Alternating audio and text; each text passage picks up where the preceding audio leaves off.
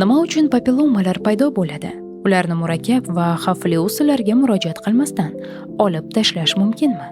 Limon so'lg'inlarga qanday ta'sir qiladi? Mazkur videomizda oddiy xalq retseptlari yordamida bu muammo va uni hal qilish haqida ma'lumot beramiz.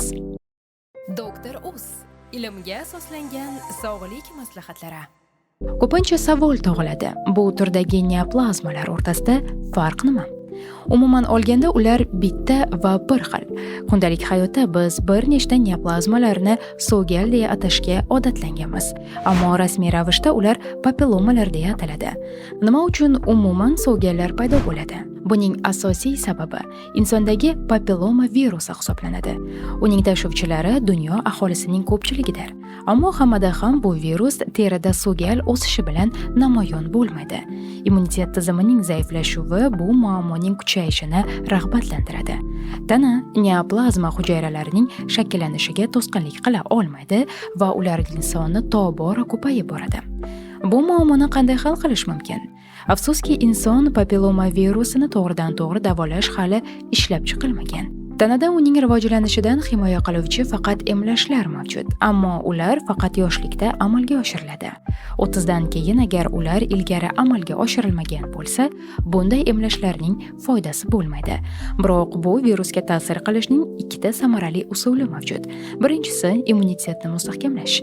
Tana patogen jarayonlar va infeksiyalarga qanchalik kuchli hamda faolroq munosabatda bo'lsa, ularning terida namoyon bo'lishi ehtimoli kamroq. Ikkinchi usuli so'gallarni mahalliy olib tashlash bilan bog'liq. Bunday holda shifokorlar tez tavsiya qilganidek jarrohlik amaliyotiga murojaat qilishning hojati yo'q. Papillomalarni o'z-o'zidan og'riqsiz xalq tabobati orqali davolash usullari mavjud. Limon papillomani davolashda qanday yordam beradi? Limon immunitetimizning ko'plab muammolariga qarshi muvaffaqiyatli kurashadigan mevalardan biridir. Bu C vitaminining yuqori miqdori hamda limon kislotasining xususiyatlari bilan bog'liq. Oddiy qilib aytganda, ko'plab patogenlar undan omon qolmaydi. Albatta, inson papilloma virusi kabi jiddiy viruslar bilan limon to'g'ridan-to'g'ri kurasha olmaydi. Ammo uni muntazam ravishda ishlatish tanani immunitet jarayonlari uchun zarur bo'lgan vitaminlar va boshqa foydali birikmalar bilan ta'minlaydi. Shuningdek, uning tarkibidagi limon va boshqa kislotalar papillomalarning o'zida nekrotik jarayonlarni qo'zg'atadi va bu o'sishlarga bevosita ta'sir qiladi. Limonning qo'shimcha afzalligi terining rangini oqartirish va tekislash qobiliyatidadir. Buning yordamida so'galni limon bilan olib tashlaganingizdan so'ng chandiqlar va dog'lardan xalos bo'lishingiz mumkin. Azizlar, biz salomatligingiz borasida qayg'urishingizni bilamiz. Bizning videolar esa sog'lik bilan bog'liq muammolaringizni hal qilishda yordam beradi deya umid qilamiz. Qayta aloqa biz uchun juda muhimdir. Biz sizning izohlaringizni diqqat bilan o'qiymiz va yangi video tayyorlashda ularni albatta inobatga olamiz. Shunday ekan, kanalimizga obuna bo'ling va izoh qoldiring. Mavzuni esa davom ettiramiz. Limondan qanday foydalanish kerak? Mahalliy so'gallarga limonni qo'llashning 3 ta asosiy usuli mavjud. Birinchisi, so'gallarga limon sharbatini surtishdir.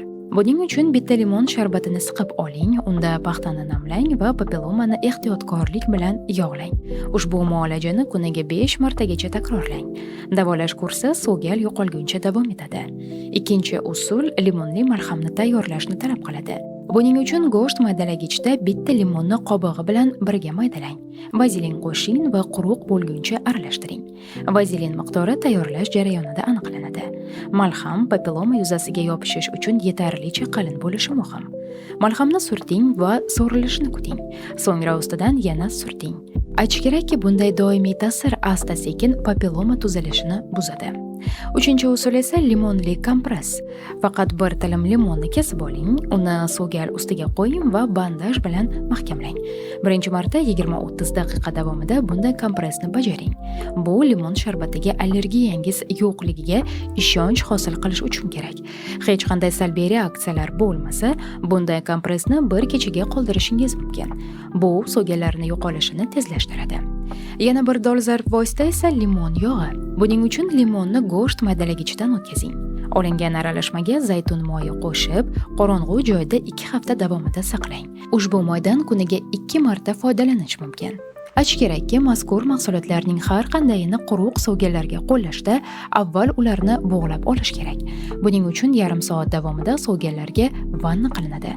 Ya'ni 2 litr issiq suvga 1 stakan moychechak qaynatmasi, 1 osh qoshiq kir sovunning qirindisi, 2 choy qoshiq soda, 100 ml limon sharbati, 1 xil miqdorda ammiak va 3 tomchi limon efir moyi qo'shing. Bug'doy yumshatganidan so'ng o'lik teri pemza bilan chiqariladi. Ammo bu tirik terini shilish va yallig'lanish o'chog'ini yaratmaslik uchun ehtiyotkorlik bilan bajarish kerak. Limonni tanaga qo'llanilishiga qo'shimcha ravishda uni muntazam ravishda qobig'i bilan iste'mol qilib turish ham kerak. Faqat avval qobiqni soda bilan yaxshilab yuvish lozim. O'z navbatida savol tug'iladi: limondan foydalanish kimlar uchun taqiqlangan? Mahalliy ravishda sizda psoriaz, ekzema va boshqa jiddiy teri kasalliklari mavjud bo'lganda, limonga asoslangan mahsulotlardan foydalanmaganingiz ma'qul. Limon sharbatidan malham va kompresslarni ishlatishdan oldin bunday bemorlar shifokor bilan maslahatlashishlari kerak. Shuningdek, limon sharbatiga allergiyangiz yo'qligiga ishonch hosil qilishingiz zarur. Buning uchun bilagingizga bir oz sharbat surting va 15 daqiqa kuting. Agar terida qizarish va qichishish paydo bo'lmasa, unda limon mahsulotlari xavfsiz tarzda ishlatilishi mumkin. Iste'molda esa limon yuqori oshqozon kasalliklari, shu jumladan gastrit va oshqozon yarasi bo'lgan odamlarga tavsiya etilmaydi. Bundan tashqari, bu mevaning sharbati sezgir tish emalini yo'q qilishi ham mumkin. Sizchi, limondan dorivor maqsadlarda foydalanasizmi? Agar shunday bo'lsa, foydali retseptlarni biz bilan baham ko'ring. Video borasida esa o'z fikringizni bildirib o'tishingiz ham biz uchun muhim. Salomatlik va uzoq umr ko'rish haqidagi videolarni o'tkazib yubormaslik uchun esa kanalimizga obuna bo'ling. Doktor Us, ilmga asoslangan sog'lik maslahatlari.